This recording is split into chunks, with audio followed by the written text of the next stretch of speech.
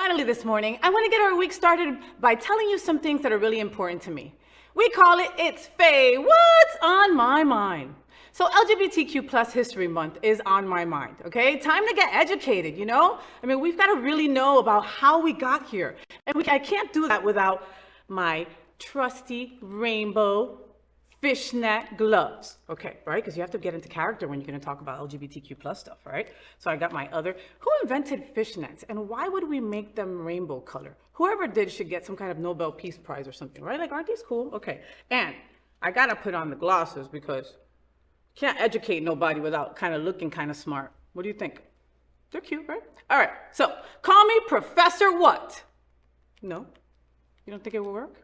Yeah. All right. So it's LGBTQ plus History Month. And I think that now more than ever, we have to remember our history, especially in places like here, South Florida, where the FayWhat's show and Happening Out television are. Well, folks are trying to erase the LGBTQ plus community from libraries and history. So I want to hold space and do some learning together, so to speak, right? So let's begin by telling you how this all started. In 1994, a Missouri high school teacher named Rodney Wilson, here's a picture of him, he was the first out public school teacher in the state, and he wanted to give students better access to LGBTQ plus history, as well as more role models with whom they could identify with. So he established a planning committee with LGBTQ leaders from around the country, and from there, Gay and Lesbian History Month was born.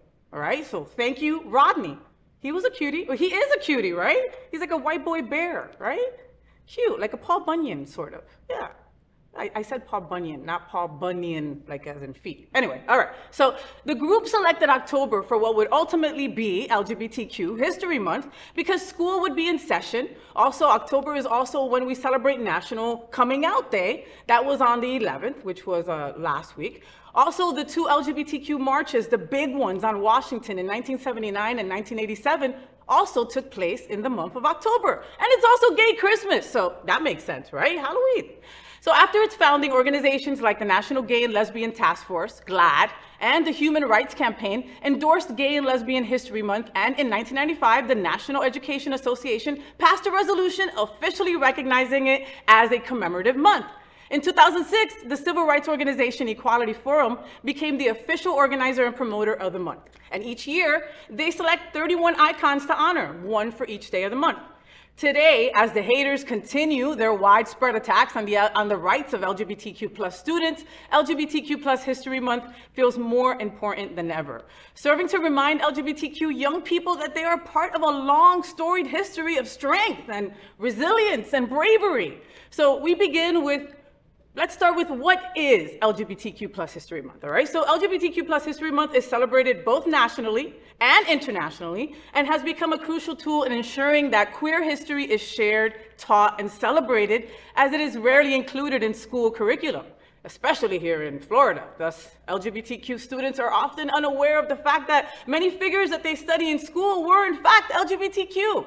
They are also missing out on learning about the LGBTQ rights movement and the many figures who have fought heroically for LGBTQ equality. LGBTQ plus History Month is a way to encourage schools, media, and other institutions devoted to sharing knowledge to amplify the important stories of the LGBTQ plus community. So when is LGBTQ plus month celebrated? Well, in the US, right? In the US, LGBTQ plus History Month is celebrated every October, like I told you, but Canada and Australia also celebrate it with us in October. It's also recognized in the United Kingdom in February, and Hungary in February, and Finland in November. So we're not the only ones celebrating this just so important History Month. And this past year in May, Cuba became the first country in Latin America to celebrate it as well. It's just simply incredible, right? So what is the difference between LGBTQ plus history and Pride Month, for example, right? So LGBTQ History Month focuses on the achievements of the LGBTQ plus community. Pride Month is, in June, and on the other hand, it originated with the 1969 Stonewall Uprising and is also about uplifting the LGBTQ rights movement. Pride is more focused on rebellion, and the continued fight for our rights, whereas History Month focuses on honoring the past. Pride is still a protest. It's still supposed to be like a battle cry, How would you celebrate LGBTQ History Month? Well, there's a lot of different ways that you can, it could come in many, many forms. Maybe visit a website, a museum website dedicated to honoring queer icons, and search for LGBTQ people who have made history. Help spread awareness and share stories on your social media pages. Celebrate role models. Find out if LGBTQ plus history is taught in your local public school. And if not, advocate for that change. That's something that our folks, that you're fighting here in Florida for constantly. That's what all that our folks are fighting for here. So if in your town that they don't allow LGBTQ plus history to happen, advocate for it to happen. Kids deserve to learn about this.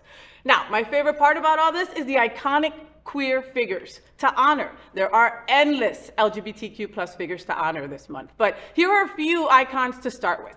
Let's talk about Bayard Rustin, all right? He's right there.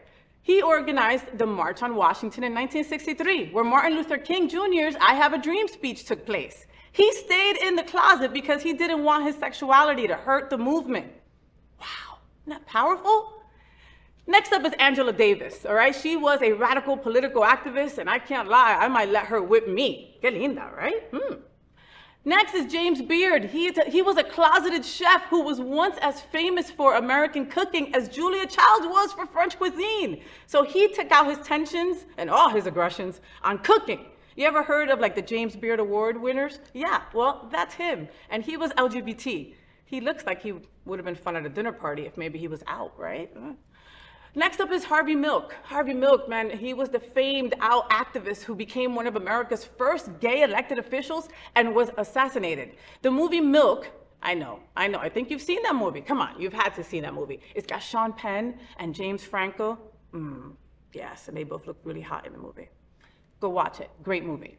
Sylvia Rivera, Marsha P. Johnson, trans rights activist who helped start the Stonewall Uprising. We don't know if it was a brick or if it was a shot glass, but it doesn't matter. It screamed that the queer community was not gonna take it anymore, all right? And we could never forget these two incredible bad boss bitches, because that's what they were, icons. How about Lorraine Hansberry, award-winning playwright and author of A Raisin in the Sun? What a cutie, okay? She looks like an ex of mine, actually. Maybe I think that's why she was a cutie. Marlon Riggs, award-winning filmmaker, educator, poet, and activist, and another cutie. Yeah, I can see him, in the Onyx group right here, right? Yeah. Sally Ride, the first woman astronaut in space, incredible lesbian that was never out. Her obituary said partner of 27 years, okay? She never ever was able to be in the spotlight as a lesbian woman because she didn't want it to take away from what she had accomplished. It's so sad that she felt that way. She was in the closet for us. We can't expect to be treated as equals and win this fight if we forget how we got here. So on whose strong, marginalized shoulders we're standing on, you're standing on. So stay educated, stay informed, don't let them lie to you. We are part of history, not just LGBTQ plus history, period. So strive to become, an LGBTQ plus activist or an ally that future generations talk about and learn about, all right? There, now you are educated on LGBTQ plus History Month. So, did you enjoy the show? I know you did. So make sure to click subscribe so you won't miss any of the events, news, or interviews right here on the FayWhat's show. Ring the bell at the bottom of the screen, right there, so you'll be alerted every time we're live. You can also click on the Happening Out Television Network logo so you can see all of the shows on the most diverse LGBTQ plus media network. Find out just what we're doing to bring the L and the G together right here on the FayWhat's show. Get the week started with me.